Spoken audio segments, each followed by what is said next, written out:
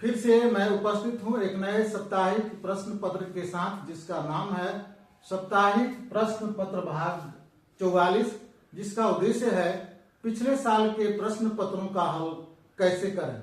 तो इस कड़ी में मैं उपस्थित हूँ डॉक्टर गोपाल प्रसाद। साप्ताहिक प्रश्न पत्र भाग 44 का हमारा पहला प्रश्न है, भारत जमीन का टुकड़ा नहीं है बल्कि जीता जागता राष्ट्र पुरुष है, यह कथन किनका है? ए ऑप्शन है बाल गंगाधर तिलक, बी ऑप्शन है लाल बहादुर शास्त्री, सी ऑप्शन है अटल बिहारी वाजपेयी और डी ऑप्शन है सुभाष चंद्र बोस। तो इस प्रश्न का सही जवाब है ऑप्शन सी अटल बिहारी वाजपेयी।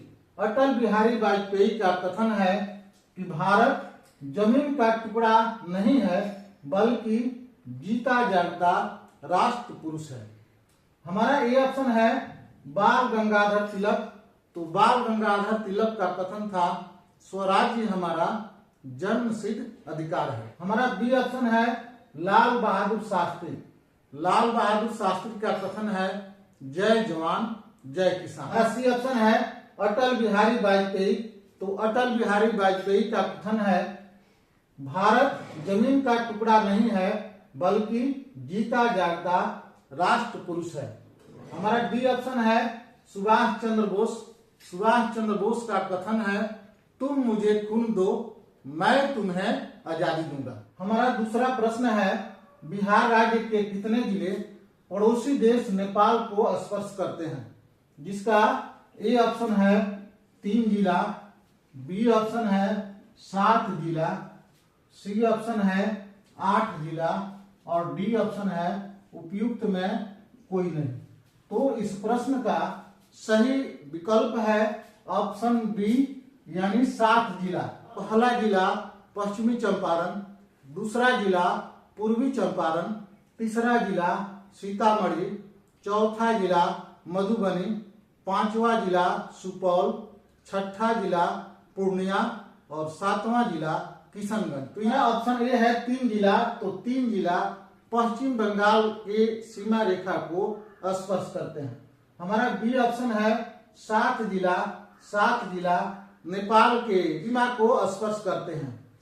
और हमारा डी ऑप्शन है उपयुक्त में कोई नहीं। तो ये ऑप्शन जो है वह क्या है? गलत है। हमारा तीसरा प्रश्न है, भारत अपना कौन सा गणतंत्र दिवस मना रहा है? ए ऑप्शन है 74वां, बी ऑप्शन है 75वां, सी ऑप्शन है 76वां और डी ऑप्शन है 77वां। तो इस प्रश्न का सही जवाब है 76वां। भारत अपना 76वां गणतंत्र दिवस मना रहा है।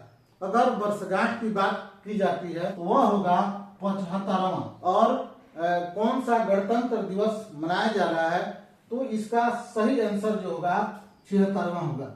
तो 74वां गणतंत्र जो है 2023 में कब मनाई गई?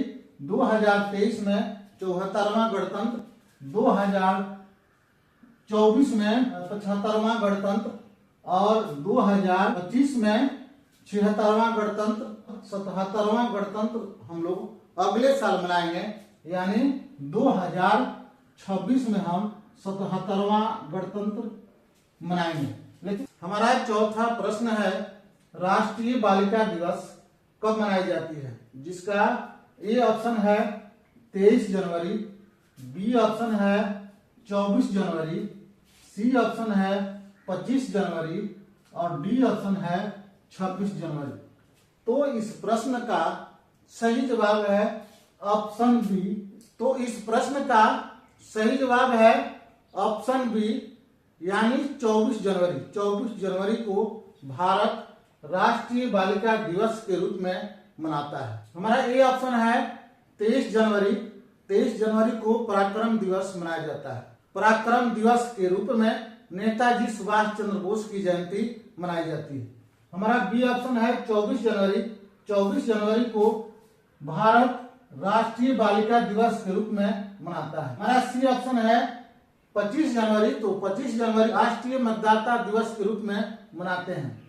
और 26 जनवरी को भारत राष्ट्रीय पर्व के रूप में गणतंत्र दिवस मनाता है। हमारा 5वां प्रश्न है, बेरी बेरी बीमारी किस विटामिन की कमी से होती है? जिसका ए ऑप्शन है विटामिन ए, बी ऑप्शन है विटामिन बी, सी ऑप्शन है विटामिन सी और डी ऑप्शन है विटामिन डी। तो इस प्रश्न का सही जवाब है ऑप्शन बी, विटामिन बी। यानी विटामिन बी की कमी से बेरी बेरी नामक बीमारी होती है। हमारा ऑप्शन ए है विटामिन ए, तो विटामिन ए की कमी से आंखों में रतौंधी नामक बीमारी होती है। हमारा ऑप्शन बी है विटामिन बी, विटामिन बी की कमी से बेरी बेरी नामक बीमारी होती है। हमारा ऑप्शन सी है विटामिन सी, तो विटामिन सी की कमी से रिकेटस नामक बीमारी होती है। हमारा ऑप्शन डी है विटामिन डी, तो विटामिन डी की कमी से हमारी हड्डियां कमजोर होने लगती है। हमारा 6वां प्रश्न है, पाकिस्तान देश की सीमा से भारत के कितने राज्यों की सीमा स्पर्श करती है? जिसमें हमारा ए ऑप्शन है 1 राज्य, हमारा बी ऑप्शन है 4 राज्य, हमारा सी ऑप्शन है 5 राज्य और हमारा डी ऑप्शन है उपयुक्त में कोई नहीं। तो इस प्रश्न का सही जवाब है ऑप्शन सी, 5 राज्य। तो पाकिस्तान से भारत के जो राज्य स्पर्श करते हैं, इसमें पहला राज्य गुजरात, दूसरा राज्य राजस्थान, तीसरा राज्य पंजाब, चौथा राज्य जम्मू कश्मीर और 5वां राज्य लद्दाख। तो ये भारत के 5 राज्य हैं जो पाकिस्तान के सीमा रेखा को स्पर्श करते हैं। एक राज्य को स्पर्श करने वाला जो देश जो है, जिसका नाम है अफगानिस्तान। हमारा बी ऑप्शन है 4 राज्य, तो 4 राज्यों को स्पर्श करने वाला हमारा जो पहला देश जो है, जिसका नाम है भूटान। क्या नाम है? भूटान। दूसरा देश है जिसका नाम है नेपाल और तीसरा देश जो है जिसका नाम है म्यांमार यानी बर्मा। तो ये देश है और 3 देश जो है भारत के 4 राज्यों को स्पर्श करते हैं। ये ऑप्शन है 5 राज्य, तो 5 राज्यों को स्पर्श करने वाले हमारे 3 देश हैं, जिसमें पहला देश जो है जिसका नाम है पाकिस्तान। क्या देश जो है जिसका नाम है चीन और तीसरा देश जो है जिसका नाम है बांग्लादेश। तो ये देश जो है भारत के 5 राज्यों को स्पर्श करते हैं। और हमारा ऑप्शन बी है उपयुक्त में कोई नहीं, तो ये ऑप्शन जो है वह क्या है? गलत है। हमारा 7वां प्रश्न है, सौरमंडल का सबसे ठंडा ग्रह कौन सा है? जिसका ए ऑप्शन है शुक्र ग्रह, बी ऑप्शन है वरुण ग्रह, सी ऑप्शन है बुध ग्रह और डी ऑप्शन है बृहस्पति ग्रह। तो इस प्रश्न का सही जवाब है ऑप्शन बी, वरुण ग्रह। यानी सौर मंडल का सबसे ठंडा ग्रह वरुण ग्रह है। हमारा ऑप्शन ए है शुक्र ग्रह, तो शुक्र ग्रह को सबसे गर्म ग्रह माना जाता है।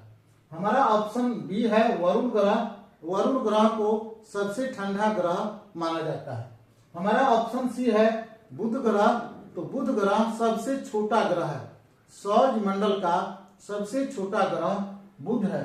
और डी ऑप्शन है बृहस्पति ग्रह, यानी सौर मंडल का सबसे बड़ा ग्रह बृहस्पति ग्रह है। हमारा 8वां प्रश्न है, कुंभ का आयोजन नासिक में किस नदी के तट पर होता है? जिसका ए ऑप्शन है गोदावरी नदी, बी ऑप्शन है गंगा नदी, सी ऑप्शन है गंगा यमुना सरस्वती नदी और डी ऑप्शन है शिप्रा नदी। तो इस प्रश्न का सही जवाब है ऑप्शन ए गोदावरी नदी। यानी नासिक में गोदावरी के तट पर कुंभ का आयोजन नासिक में होता है। हमारा बी ऑप्शन है गंगा नदी, तो गंगा नदी पर कुंभ का आयोजन हरिद्वार में होता है। कहाँ होता है? तो हरिद्वार में होता है।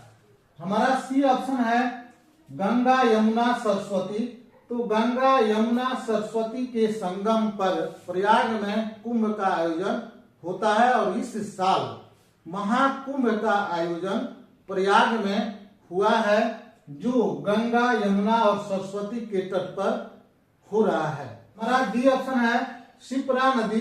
तो शिप्रा नदी, जैन में शिप्रा नदी के तट पर कुंभ का आयोजन होता है। 9वां प्रश्न है, जननायक कर्पूरी ठाकुर बिहार राज्य में कितनी बार मुख्यमंत्री पद पर आसीन थे? जिसका ए ऑप्शन है 1 बार, बी ऑप्शन है 2 बार, सी ऑप्शन है ए और बी दोनों विकल्प, और डी ऑप्शन है दोनों में कोई नहीं। तो इस प्रश्न का सही जवाब है ऑप्शन बी, यानी 2 बार। हमारा ऑप्शन ए है 1 बार, यानी 1 बार बिहार के उप मुख्यमंत्री के पद पर जननायक कर्पूरी ठाकुर आसीन थे। हमारा बी ऑप्शन है 2 बार, यानी जननायक कर्पूरी ठाकुर बिहार राज्य के मुख्यमंत्री पद पर 2 बार आसीन थे। कितने बार आसीन थे? 2 बार आसीन थे। हमारा सी ऑप्शन है ए और बी दोनों विकल्प, तो ये विकल्प जो है वह क्या है? गलत है। हमारा डी ऑप्शन है दोनों में कोई नहीं, तो ये भी विकल्प क्या है? गलत है। अगर आप हमारे इस चैनल पर नए आए हैं, अगर आपको हमारी वीडियो अच्छी लगती है तो आप हमारे इस चैनल को लाइक, सब्सक्राइब और बेल घंटी बजाना ना भूलें। हमारा 10वां प्रश्न है, जनवरी 2025 में डोनाल्ड ट्रंप ने अमेरिका के कौन से राष्ट्रपति के रूप में शपथ ग्रहण की? जिसका ए ऑप्शन है 45वें, बी ऑप्शन है 46वें, डी ऑप्शन है 47वें, और तो इस प्रश्न का सही जवाब है ऑप्शन सी 47वें, यानी 47वें अमेरिकी राष्ट्रपति के रूप में डोनाल्ड ट्रंप ने शपथ ली। हमारा ए ऑप्शन है 45वें, तो 45वें राष्ट्रपति के रूप में पहली बार 45वें राष्ट्रपति के रूप में डोनाल्ड ट्रंप ने शपथ ली थी, और दूसरी बार 47वें राष्ट्रपति के रूप में डोनाल्ड ट्रंप ने शपथ ली। हमारा बी ऑप्शन है 46वें, तो 46वें राष्ट्रपति के रूप में जी बाइडेन में अमेरिकी राष्ट्रपति थे, और हमारा ऑप्शन डी है 48वें, यानी अगली बार बनेंगे। तो ये ऑप्शन अभी क्या है? गलत है। तो साप्ताहिक प्रश्न पत्र भाग 48 के इन्हीं जानकारियों के साथ हम विराम लेते हैं और फिर मिलते हैं अगले साप्ताहिक प्रश्न पत्र के साथ। तब तक के लिए आप सभी को निरंतर अपने पथ पर आगे बढ़ने और अपनी मंजिल तक पहुंचने के लिए ढेर सारी शुभकामनाएं।